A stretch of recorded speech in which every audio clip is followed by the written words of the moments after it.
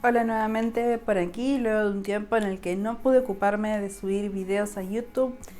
Para quienes ven por primera vez el canal, mi nombre es Mai y esta es la segunda parte de un video que hice sobre ancestros y del cual les estaré dejando el link por aquí abajo en la descripción para que puedan entender un poco más de qué va el tema. En aquel video justamente les dije que en estos videos iba a introducirme en el tema de ancestros, pero que era imposible abarcarlo todo ya que es un tema súper extenso, y también les pedía que me dejen sus dudas tanto en YouTube como en mi cuenta de Instagram para poder resolverlas en estos videos. Así que sin más, comencemos por una de las dudas más recurrentes que me han dejado. ¿Es correcto invocar a los ancestros? ¿Cuándo y de qué manera? ¿Trae consecuencias negativas?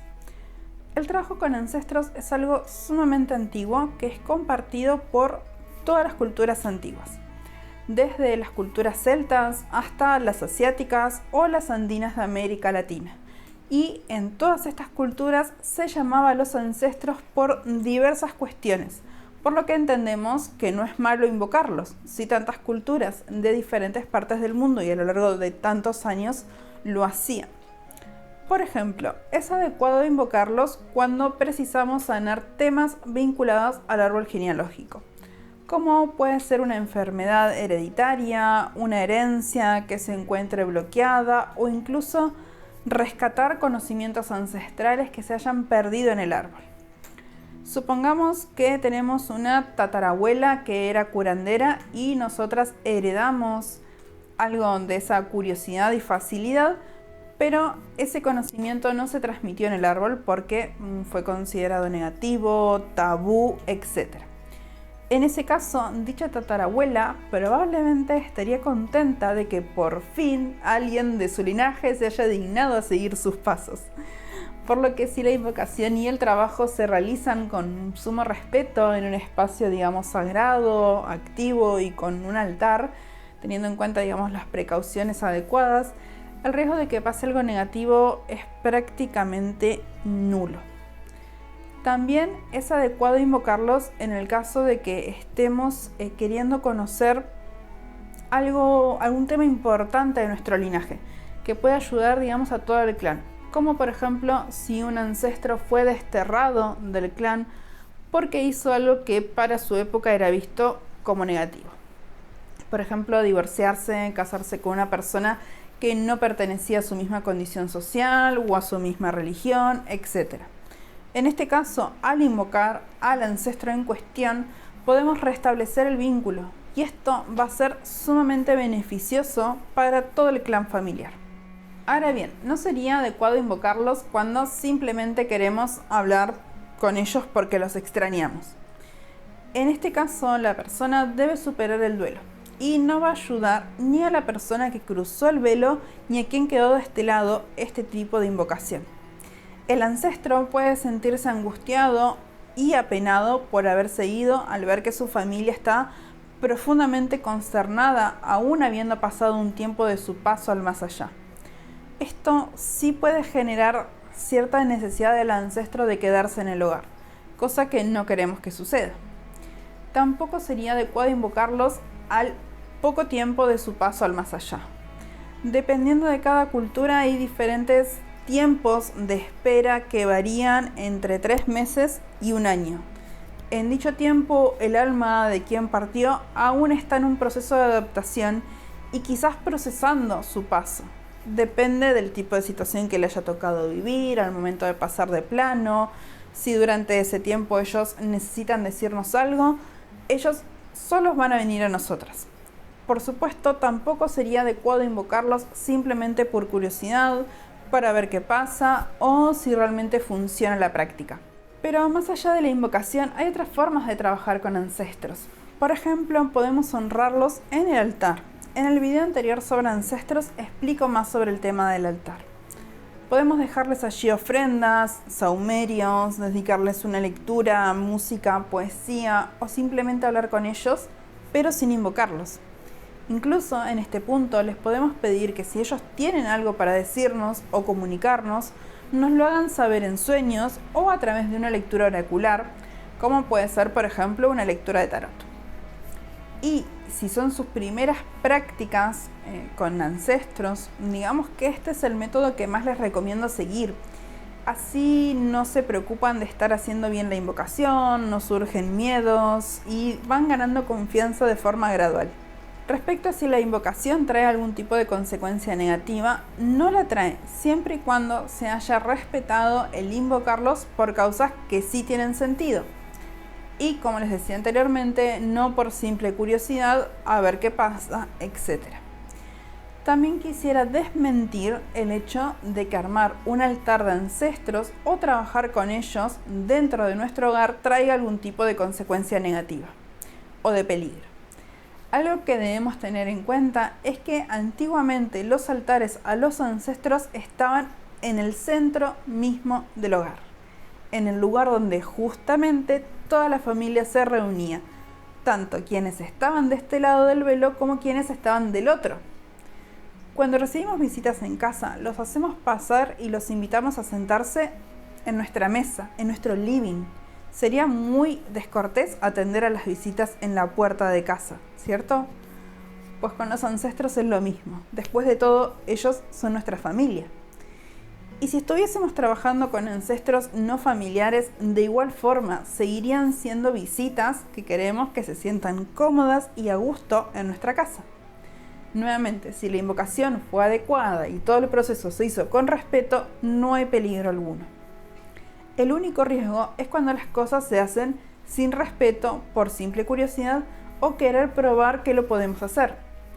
Cuando se fuerza a un ancestro a venir en contra de su voluntad o cuando se le exige de forma altanera e irrespetuosa. Que si lo ponemos en contexto sería muy similar a si obligamos a alguien a venir a nuestra casa por más que esa persona no quiera. Si la forzamos, es probable que las cosas no salgan bien. Otra de las consultas es sobre los ancestros que traemos de otras vidas. Esta es una pregunta difícil de responder porque primero habría que establecer como base que en el momento en que morimos y reencarnamos, por alguna razón seguimos vinculadas al alma de un ancestro. Esto puede variar en las creencias según cada cultura. Pero a grandes rasgos establezcamos que cuando cruzamos el velo, todo lo positivo que hayamos hecho se suma como puntos a favor para vivir experiencias más cercanas a la plenitud. Y todo lo que hayamos hecho de negativo queda como karma, es decir, algo a superar en la siguiente vida. Por ejemplo, si una persona tuvo una relación muy conflictiva con su madre, es probable que en la siguiente vida se encuentre nuevamente con ella para sanar ese vínculo. Esto no quiere decir que arrastramos a un alma con nosotras y que al nacer venimos con esa alma pegada, sino que nos quedó algo pendiente a resolver con dicha alma. Desde mi punto de vista y mis creencias, no es posible traer un alma pegada desde antes de nacer. Lo que sí puede suceder es que haya almas de nuestro árbol genealógico que no pudieron trascender y quedaron pegadas a la familia. Y por ejemplo, cuando nace un nuevo niño, por afinidad o porque siente que le necesita, esa alma puede pegarse a la energía de ese niño. Tenemos que entender que esto no lo hacen por maldad y no se trata de desterrarlos y ya, no. Sino que esas personas simplemente no supieron encontrar el camino al más allá. Y lo que debemos hacer es tratar de ayudarlos a encontrar el rumbo. O en el caso de que sea necesario, ayudarlos a sanar lo que sea que les quedó pendiente acá y por lo que aún no pueden cruzar el velo de forma definitiva. Una cosa más, quizás se pregunten por el tema de la reencarnación. Si establecemos que creemos en la reencarnación, cosa que no es igual para todas las personas, ya sean wiccanas o paganas, es decir, seguramente hay personas viendo en este video que no creen en la reencarnación, pero si creemos en esto, surge la pregunta de cómo podemos invocar a un ancestro si éste ya reencarnó. Bueno, acá hay dos posibles respuestas. La primera, teniendo en cuenta que lo más probable, y esto lo digo tanto en base a lo que he estudiado como también en base a mis propias experiencias con recuerdos de vidas pasadas, es que no reencarnamos enseguida. Es decir, entre que morimos y volvemos a este plano pasa un lapsus de tiempo que no puedo establecer de cuánto es. En mi caso, quizás ronde en unos entre 10 y 15 años, pero supongamos que ese lapso de tiempo varía entre una persona y otra, y creo que también depende de lo que hayamos vivido y de lo que tengamos que vivir en la siguiente vida. Y la otra posible respuesta es que lo que se invoca es un remanente energético, que quedó del otro lado del velo, ¿sí? Una vez que reencarnamos. Hay quienes asocian este remanente energético con el concepto de fantasma. Otras creencias coinciden más en que es lo que llamamos el alma libre, ¿sí? Y otras personas lo vinculan con los 3 caminantes que forman el alma tripartita, es decir, las 3 partes del alma. Pero como ven, no hay una sola teoría sobre este tema y claramente es bastante difícil de corroborar. En cualquier caso, sabemos que ese remanente energético existe y que es posible contactar con él, que guarda una cierta cantidad de información y que esto puede establecerse un diálogo a través de herramientas oraculares, sueños y demás métodos intuitivos. Algo más que quisiera aclarar es que tengamos en cuenta que el tiempo no pasa de la misma forma del otro lado del velo que acá. Justamente por esto, ¿no? También puede influir en el tiempo que tarda en reencarnar el alma. ¿Cómo saber si tenemos un ancestro guía? Muchas personas tienen un ancestro que por afinidad, intereses u habilidades puede ser su guía. Por ejemplo, si en mi linaje hay una mujer que también se dedicase a la magia herbal, podría ser mi guía. Sin embargo, no todas las personas tienen un ancestro guía, porque también no todas los necesitan. Cuando aparecen, digamos, en sueños, en meditaciones o hablando con familiares, una persona de nuestro linaje que a los demás o incluso a nosotras mismas nos hace acordar, a nosotras, por esto que les decía, ¿no? De gustos e intereses en común, es cuando debemos prestar atención. Si alguien nos dice, vos sos curandera igual que tu bisabuela, ahí es donde toca investigar. Otra cosa diferente es cuando somos dobles de un ancestro, es decir, cuando nacimos en la misma fecha. En ese caso probablemente venimos a sanar o a terminar algo que a esa persona le quedó pendiente. Cuando alguien lleva el mismo nombre que un ancestro, ¿sí? También carga con ciertas cuestiones no resueltas por esa persona. En cualquiera de estos 2 casos, lo más recomendable es realizar trabajo de ancestros, para tratar de resolver estos temas que quedaron pendientes y alivianar la carga. Consejo general. Creo que lo más importante a la hora de trabajar con ancestros es comenzar por prácticas sencillas. Ancestros que nos sean cercanos y de quienes podamos conocer sus preferencias, por ejemplo, para las ofrendas. En el caso de trabajar con ancestros que sean más lejanos en nuestro linaje, recomiendo hacer una investigación de las creencias, de su época, de la zona en la que vivió, las costumbres, las comidas y principios morales de ese momento.